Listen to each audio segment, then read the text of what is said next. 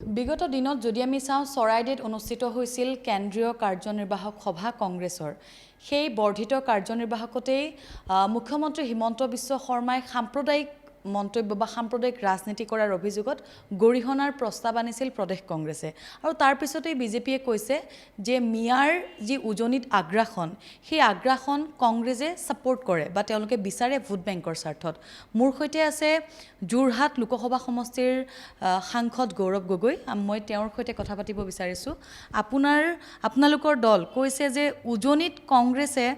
আগ্ৰাসন বিশেষ সম্প্ৰদায়ৰ আগ্ৰাসন তেওঁলোকে বিচাৰে এই কাৰণে ভোট বেংকৰ স্বাৰ্থত কি কয় সক অসমৰ জনসাধাৰণে বুজি পাইছে যে মুখ্যমন্ত্ৰী হিমন্ত বিশ্ব শৰ্মা ডাঙৰীয়া অলপ শংকিত গম পাইছে যে 1.5 বছৰ পিছত তেওঁলোকৰ মুখ্যমন্ত্ৰী গাদী যাব আৰু সেই কাৰণে বৰ্তমানৰ সময়ত উজনি আৰু নামনি অসমৰ মাজত সংঘাত লগাইছে কেতিয়াবা আহোম আৰু মাৰৱাৰীৰ মাজত সংঘাত লগায় কেতিয়াবা কুজৰাজবংশী আৰু বড়োৰ মাজত সংঘাত লগায় কেতিয়াবা কাৰ্বি আৰু আদিবাসীৰ মাজত সংঘাত লগায় আৰু আমাৰ এটাহে উদ্দেশ্য যে মণিপুৰ দৰে আমি অসমক জ্বলিবলৈ নিদিওঁ অসমৰ ভিতৰত বিভাজন হ'বলৈ নিদিওঁ আমি কংগ্ৰেছ দল জনসাধাৰণৰ লগত জনসাধাৰণৰ বিষয়বোৰ উত্থাপন কৰি ৰাইজক একত্ৰিত কৰি ৰাখিম আৰু মুখ্যমন্ত্ৰী মহোদয় আপ্ৰাণ চেষ্টা কৰিলেও অসমৰ জনসাধাৰণ তেওঁলোকৰ সাম্প্ৰদায়িক জালত ভৰি নিদিয়ে যোৰহাটৰ পৰা আপুনি জয়ী হৈ আহিছে মাৰ্জিন বৃহৎ এটা ব্যৱধানত আপুনি জয়ী হৈ অহাৰ পিছতো এই টেকটো কিয় আছে যে কংগ্ৰেছক সেই বিশেষ সম্প্ৰদায়ে ভোট দিয়ে এতিয়াও সেই টেকটো সেই কথাখিনি কৰবাত বিজেপিয়ে এতিয়াও প্ৰচাৰ কৰিব বিচাৰে এই বস্তুটো কেতিয়া আঁতৰ হ'ব আপোনালোকৰ কংগ্ৰেছ দলৰ পৰা তো বিজেপিক সুধিব লাগিব টেগটো আমি লোৱা নাই টেগ তেওঁলোকে দিবলৈ বিচাৰিছে এইটো তেওঁলোকৰ পৰম্পৰা কেতিয়া পৰা তেওঁলোকে টেগ লগাই আছিলে প্ৰথমে কৈছিল এনআৰচি আনক আমি কংগ্ৰেছে এনআৰচি আৰম্ভ কৰিলে তাৰপিছত এনআৰচি কি হ'ল এনআৰচি আজিকালি আমি গোটেই আমি তথ্যবোৰ আমি কিয় নাপাওঁ আৰু এই ক্ষেত্ৰত আমি দেখা পাইছোঁ যে বহুতৰ লগত অন্যায় হৈছে বহুত আমাৰ বঙালী মানুহ এনআৰচি বা জেনুইন ভাৰতীয় নাগৰিক এনআৰচিৰ পৰা বঞ্চিত কিন্তু তেওঁলোকক ন্যায় কিয় দিব পৰা নাই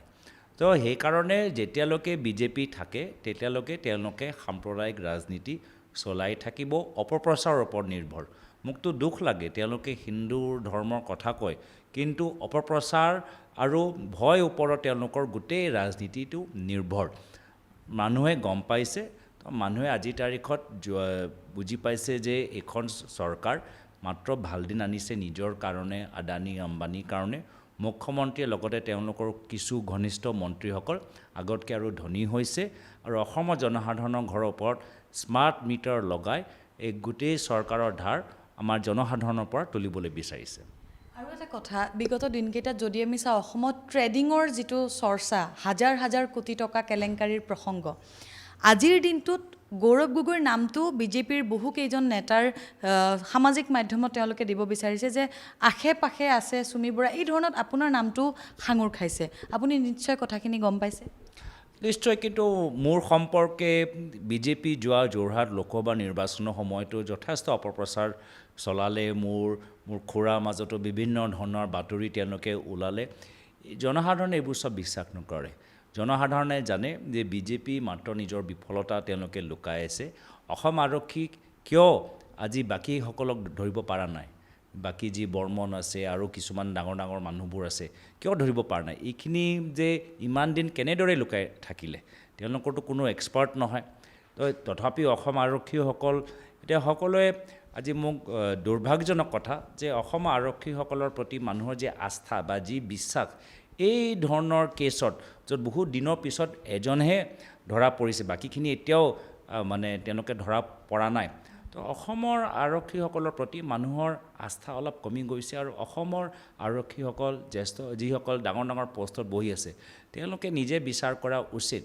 তেওঁলোকে মাত্ৰ মানে কাষ্টাডিৰ পৰা পলোৱা মানুহকে গুলি মাৰিবলৈ তেওঁলোকে পাৰে নে ইণ্টেলিজেন্স জৰিয়তে সময়মতে এইখিনি মানুহ ধৰিবও পাৰে আৰু লগতে আজি আমাৰ অসম চৰকাৰৰ দিনত যেতিয়া আমাৰ কংগ্ৰেছৰ চৰকাৰ আছিল আমি গোটেই আইন এটা বনাইছিলোঁ এই ধৰণৰ স্কেম নিয়ন্ত্ৰণ কৰিবলৈ গোটেই এটা আইন আমি বনাইছিলোঁ সেই য'ত হ'ল আমি বৰ্তমান চৰকাৰে নিজৰ এটা আত্মমন্থন কৰিব লাগে যে আইন থকা স্বত্তেও তেওঁলোকে আইন ৰূপায়ণ কৰাৰ ক্ষেত্ৰত কিয় ব্যৰ্থ হ'ল সেইটো না কিন্তু SIT-টো গঠন কৰিলে ধৰিবলৈ কিন্তু ইমান দিন তেওঁলোকে চলালে কেনে ইমান কোটি টকা হ'ল কেনেকৈ ইমান যে কিছুমান আনৰেজিষ্টাৰ্ড কামবোৰ যে হৈছে ইমান পৰ্যায়লৈকে কেনেদৰে পালে তো তেওঁলোকৰতো গোটেই তেওঁলোকৰ এটা কি কয় আমাৰ আইনৰ জৰিয়তে ৰেজিষ্ট্ৰেশ্যন কৰাব লাগিছিল সকলোৱে ৰেজিষ্ট্ৰেশ্যন কৰাইছে নে নাই কৰোৱা DC লগত ৰেজিষ্ট্ৰেশ্যন কৰাব লাগে কিয় তেওঁলোকে কৰোৱা নাই সেইকেইটা কোন DC আছিলে কোন জিলাত আছিলে তো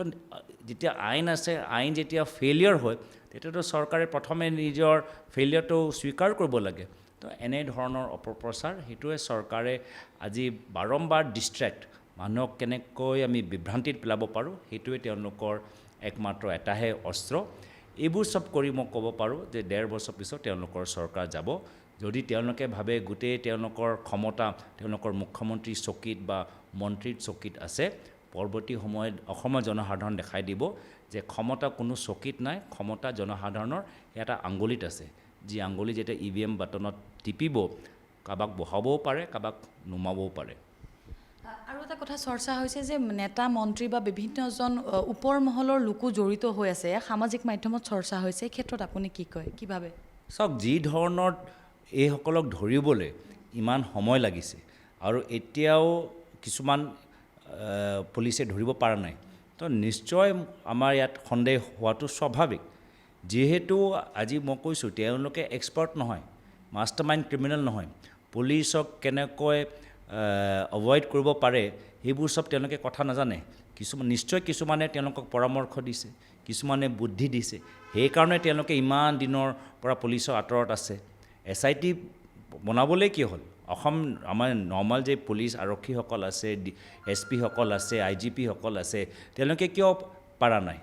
তো সেইকাৰণেতো আমাৰ এটা সন্দেহ আৰু আমি এটা সময়ত কৈছিলোঁ যে এতিয়ালৈকে এজনহে ধৰা পৰিছে বাকীখিনি নাই আমি বিচাৰিছোঁ CBI এইটো তেওঁলোকে বৰ্তমান চৰকাৰে হেণ্ডঅভাৰ কৰিব লাগে আৰু এটা কথা আপুনি বাৰে বাৰে কৈছে যে 2026ত চৰকাৰ সলনি হ'ব মুখ্যমন্ত্ৰী সলনি হ'ব গতিকে আমি কিমান ক'ব পাৰোঁ যে গৌৰৱ গগৈ ৰাইজে কিন্তু অসমত এটা চৰ্চা চলিছে যে গৌৰৱ গগৈক ৰাইজে আশা কৰিছে যোৰহাট নিৰ্বাচনৰ পিছত ৰাইজে ক'ব বিচাৰিছে এখন আশাৰ ছবি এখন দেখিছে গতিকে আপুনি কেনেধৰণে ভাবে 2026ক লৈ অসমক লৈ আপোনাৰ কি সপোন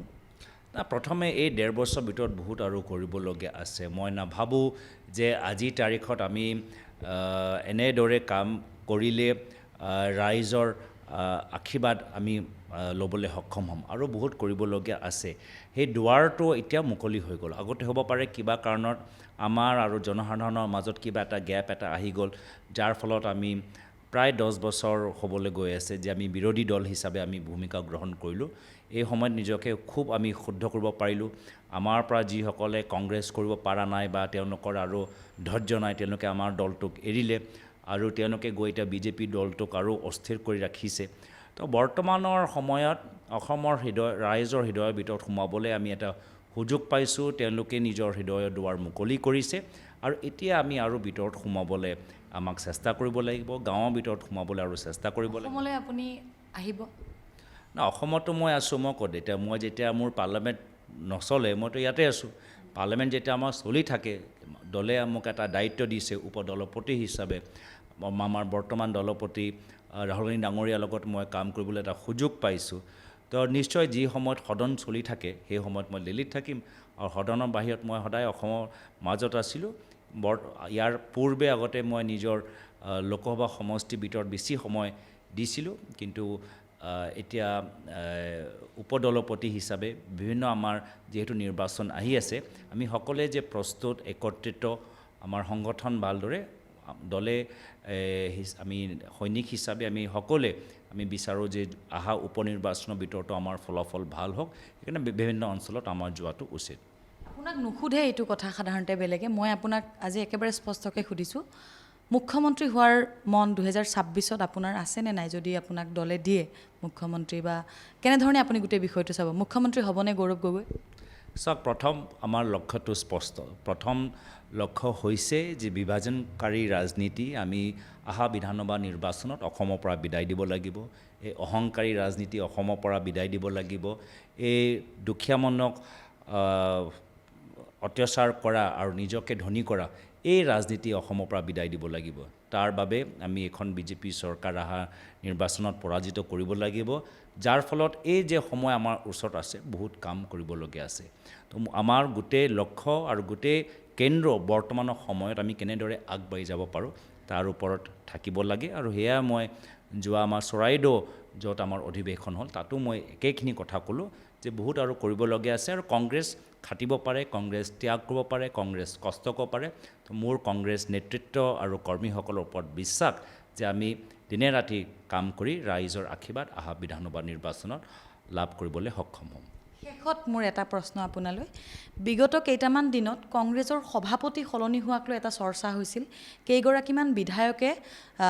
চহী কৰি তেওঁলোকে দিল্লীলৈ যোৱা বুলিও প্ৰচাৰ হৈছিল বিভিন্ন সংবাদ মাধ্যমত গতিকে এই ক্ষেত্ৰত আপুনি এই বিষয়টো গম পাইছিল নে তেতিয়া